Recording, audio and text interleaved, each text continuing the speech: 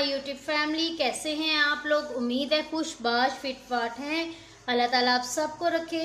बहुत ज़्यादा फरमाइश के ऊपर आपके लिए एक बहुत लाइट कलर का आइज़ मेकअप लेकर आई हूँ, जिससे आपकी आइज़ जो हैं बहुत ही खूबसूरत लगेंगी, बहुत स्मोकी आइज़ लगेंगी।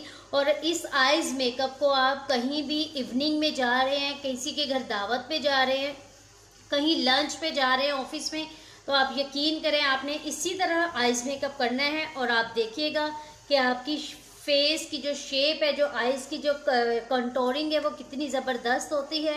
ये लाइट सा आइज़ मेकअप आपको बता रही हूँ। माँ बेटी के चैनल को सब्सक्राइब, लाइक, शेयर करना मत भूलिएगा।